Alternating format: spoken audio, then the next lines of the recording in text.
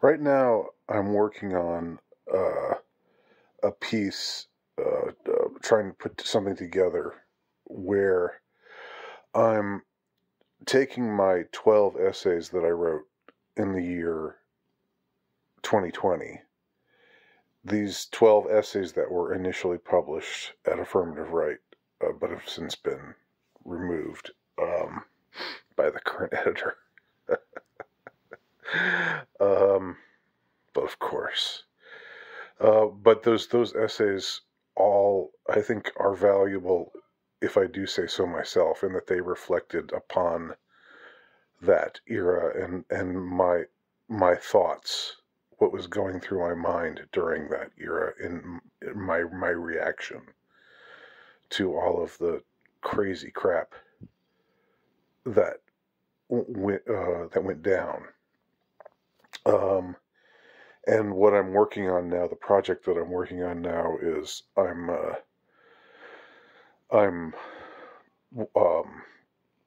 the final piece will be those 12 essays, and then followed by my reflections on the issues raised in those essays now. I think those essays are valuable. I mean, I'm proud of having written them, and I think that they have something to say, even though they are now dated, of course. But I think there's something valuable to also going back and thinking about those same matters now. You know, I guess 4 years later. Well, yeah, four years later. Exactly, almost exactly 4 years later, or almost 4 years later. And because there are things to be seen in retrospect that weren't easy to see at the time. The more I reflect on everything, the more it strikes me just how significant, how malignantly significant this the events of that year were, insofar as what was revealed, and maybe it took a little while for me anyway, to see everything, to see it all, to see the broad, wide shadow that it cast. So that's the project that I'm working on right now, and all of that is preamble to what I wanted to talk about here, which is, while I've been working on this work, which involves going back and reading those essays I wrote in 2020, but which, by the way, you can still find. I think I've talked about them before, but if you're interested, they're still up at lockdownpsyop.blogspot.com. And I've even published a couple of them at my Substack page, although publishing them now, of course, it's always they're not, they don't apply to now, but they apply to then. But anyway, I started to think about the fact that people that I thought of as allies, or people that I thought we were we were fighting the same kind of fight. So many of them, an inordinate number, it seems to me. A gracious plenty of them. Starting with our friend Richard Spencer, but also the guys at the Daily Shoah and plenty of others as well. All, like, when I think about the number of people who belong to the alt-right or dissident right, who went right along with everything went right along with the insanity, right along with the absurdity, right along with the tyranny, and just thought that it was gay and boomer. If you were against it, that you were just a stupid, retarded boomer.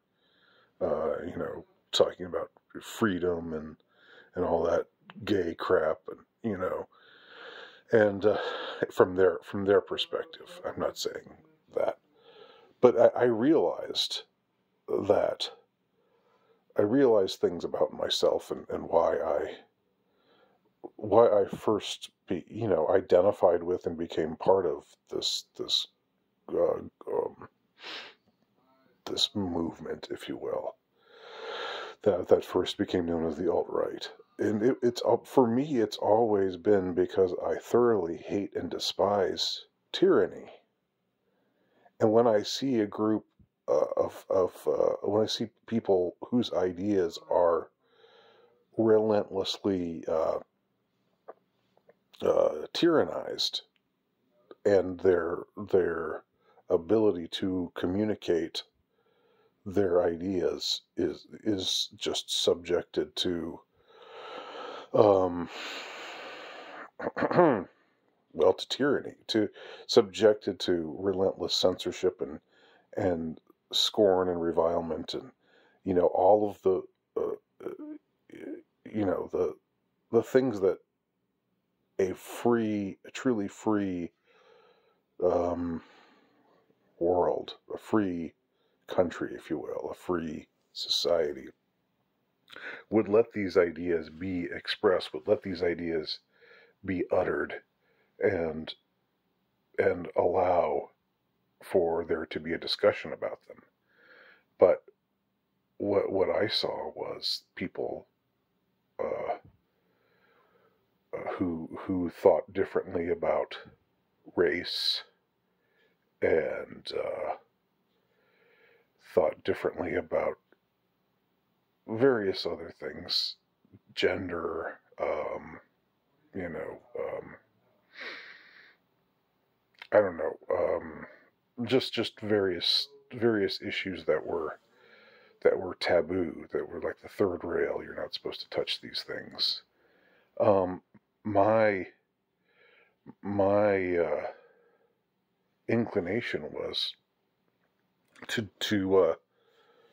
join myself to them, not because I necessarily agreed with everything, but because it was because I believed in freedom, and the free expression of ideas, and freedom of thought, freedom of speech, but even more than that, freedom of thought.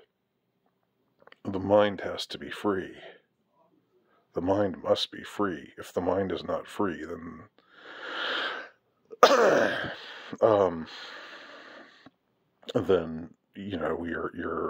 you're essentially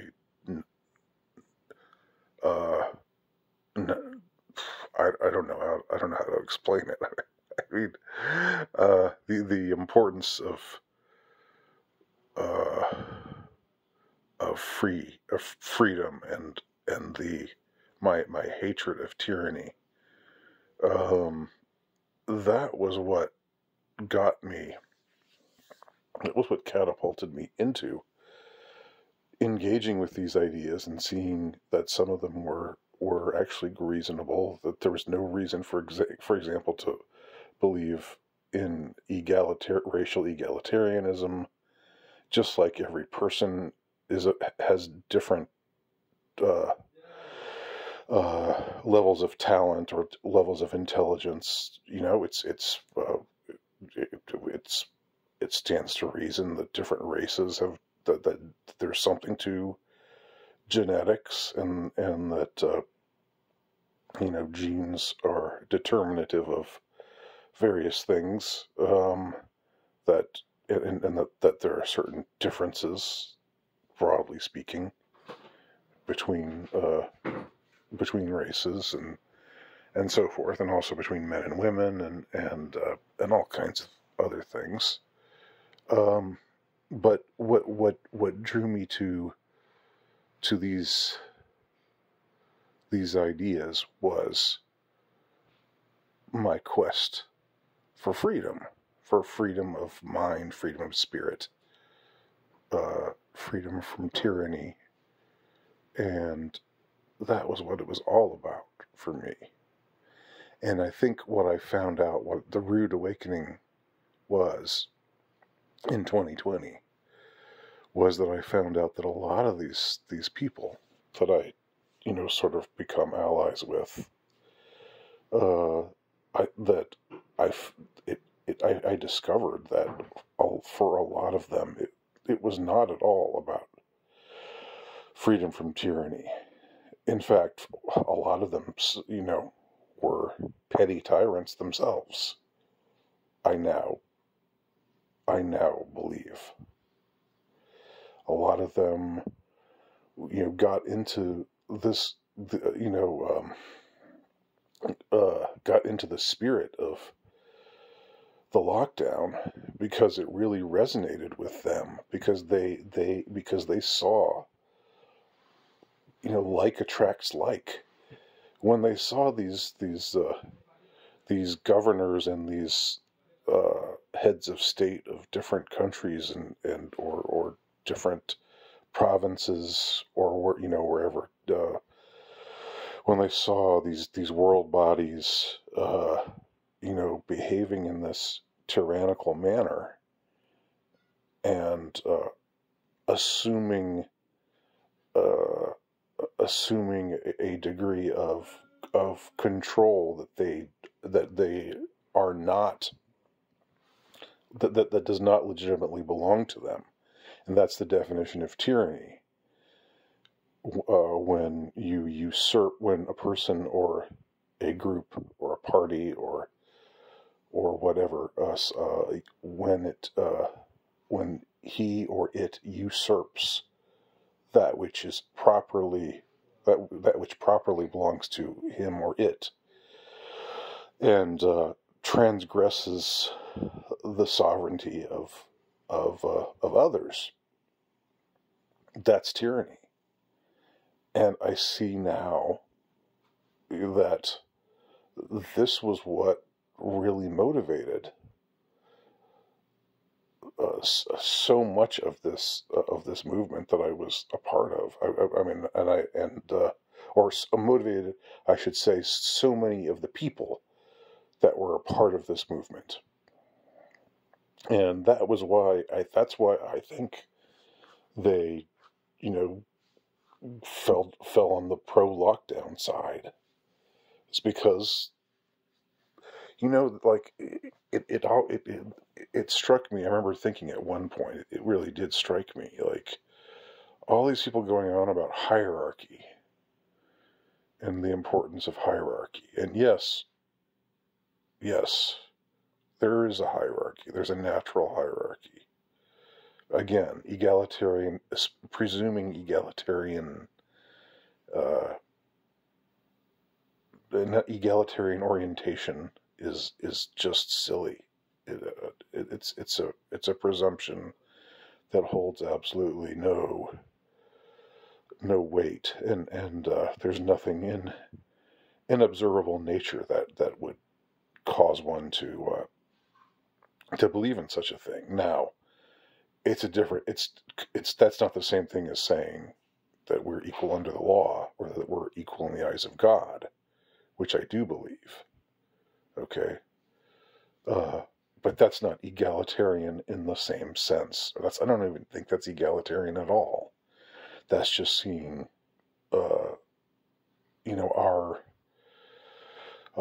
our equality as beings created in the image and likeness of God, which is something that anyone who's ever been any kind of Christian, Catholic or Protestant or Orthodox, and not just Christian. That's something that people of other faiths also take as a given. um, that we're equal before God, in the sense that God created us all and endowed us all with what the founders called certain inalienable rights. But I came to see how important those things were to me when I saw how much how how much they were, the outrageousness with which they were being stripped away, and the things that were being done in this uniquely horrific series of events that played out uh, that year. Not just with the lockdown stuff, but then with all the race riots and all of the silence is violence type of propaganda, the anti-white propaganda that started getting generated, and all of it was, I mean, I think that it helps me to understand how somebody like Richard Spencer, whom I would have thought would be the antithesis of, one of these tyrannical, uh, petty despot governors like Whitmer in Michigan, or Cuomo or Newsom, or any of the others. I wouldn't think they would see eye to eye with them at all, but that they would be saying the same things. Yeah, we should be locked down, and you should wear a mask all the time, and you should get the Baj, you should get this foreign substance. Uh, you should have to get, under threat of losing your job, and you should follow the science. You should listen to people like Bill Gates. The kind of things that wouldn't have thought I would ever be hearing. But I don't. But I was dumb to expect that. I was naive to think that, because what I was doing was I was imposing my own uh, convictions on them, because I had gravitated to this movement and to a lot of these people because of my love of freedom of speech, freedom of thought, free engagement with ideas even that are taboo, but that are actually hold some truth, and exploring, asking questions that we're not supposed to ask, that aren't polite to ask or whatever. I thought that we stood for the same things, but we didn't. I'm not saying that that was the difference between me and everybody else who was dissident right. I'm certainly not saying that, but I'm saying the number of people on the dissident right or the alt right who just went full throttle, pro lockdown. What it showed me, it revealed, it was revelatory, but I don't think I was ever able to put it in the proper perspective until now, until working on this latest project, which has, where I'm reminded of the stuff that these guys were actually in favor of in 2020, that they were aligned with all of these groups, all of these forces, all of these notions that I absolutely detested and still detest from the bottom of my heart, from the pits pits of my bowels.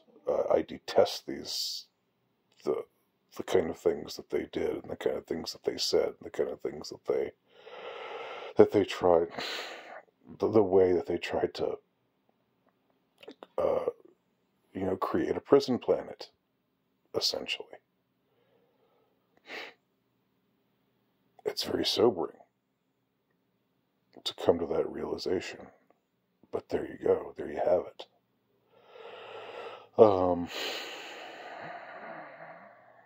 So, just wanted to share that with y'all. Thanks for watching. Leave your comments below.